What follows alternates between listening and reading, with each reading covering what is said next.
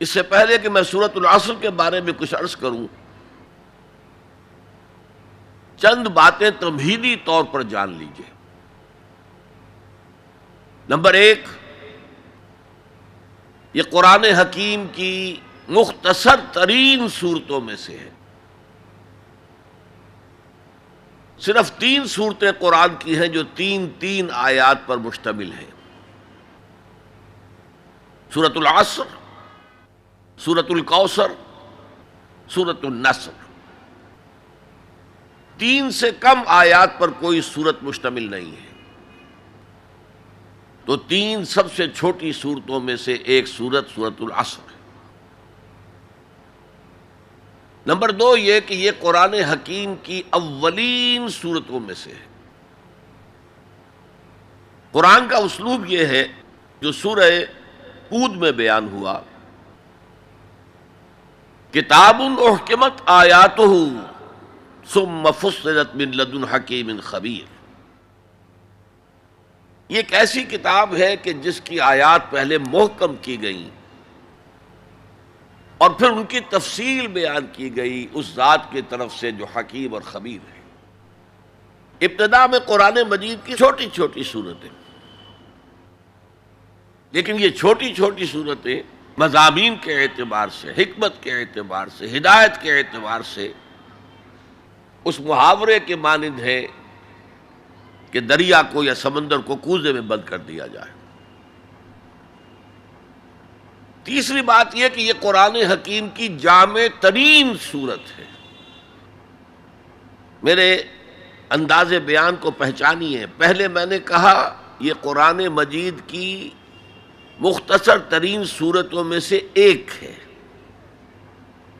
پھر میں نے عرض کیا یہ قرآن حکیم کی اولین صورتوں میں سے ایک ہے، اور اب میں کہہ رہا ہوں یہ قرآن حکیم کی جامع ترین صورت ہے۔ قرآن مجید کا موضوع ہے ہدایت۔ الف لام میم ذالک الکتاب لا ریب فیہ ھدی للمتقین۔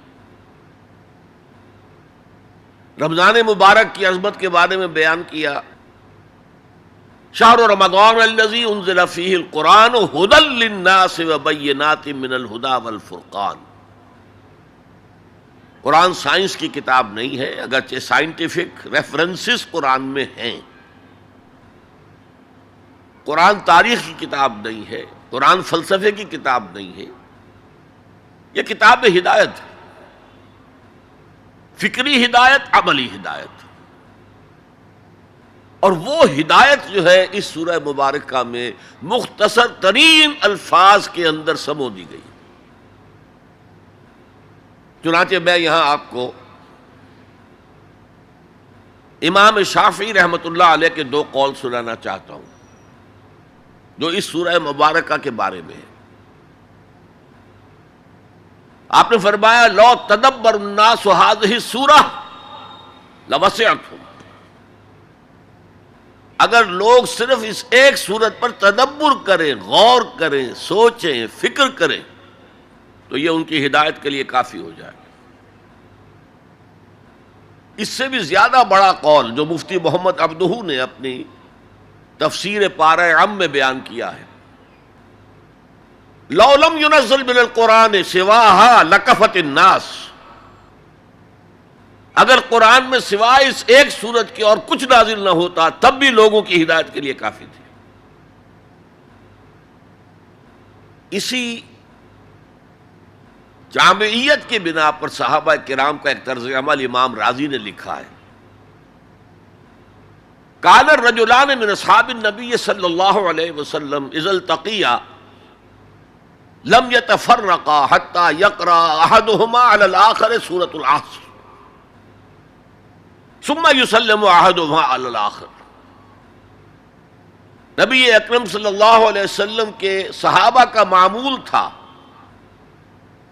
کہ جب وہ باہم ملاقات کرتے تھے تو اس وقت تک علیحدہ نہیں ہوتے تھے جب تک ایک دوسرے کو سورۃ العصر نہ سنا لیں، اس کے بعد وہ پھر سلام کرتے تھے اور اپنے اپنے راستے پر چلے جاتے تھے۔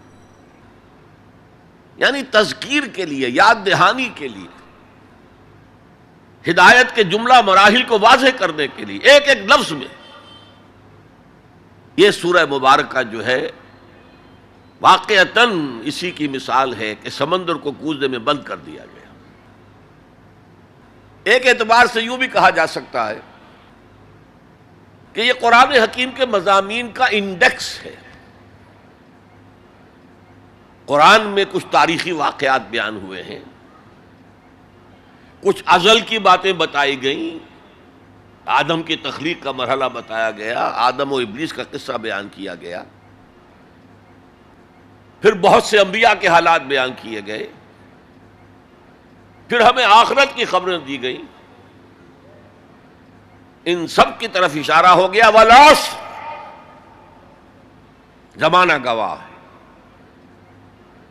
ان الانسان لفی خسر الا الذین آمنوا۔ اب یہ ایک بہت بڑا عنوان ہے قرآن کے مضامین کا، بہت جامع عنوان، آمنو، کن کن چیزوں پر ایمان، کس انداز میں ایمان، یہ تشریح قرآن میں ملے گی آپ کو مکی صورتوں کے اندر۔ وعملوا الصالحات، تیسرا مضمون کیا ہے؟ اچھے اعمال، صالح اعمال، اسی کی تفسیر تو ہے، اخلاقی تعلیمات ہے، بیسک ہیومن موریلٹی کا تذکرہ ہے، پھر شریعت کے احکام ہیں، یہ کرو یہ نہ کرو، یہ سب کیا ہے؟ عمل صالح کی تفسیر ہے۔ وتواصوا بالحق، یہ کیا ہے؟ یہ مختلف عنوانات سے قرآن مجید میں مضمون آیا۔ کہیں اس کو کہا گیا امر بالمعروف نہی عن المنکر، کہیں سے کہا گیا ادعو الی سبیل ربک، اور اس کے اوپر مفصل مضامین ہے۔ اور وتواصوا بالصبر، مدنی صورتوں میں جبکہ جنگیں ہو رہی تھیں تو صبر کی جو تلقین آئی ہے، جس طرح سے آئی ہے وہ آپ کے علم میں ہے۔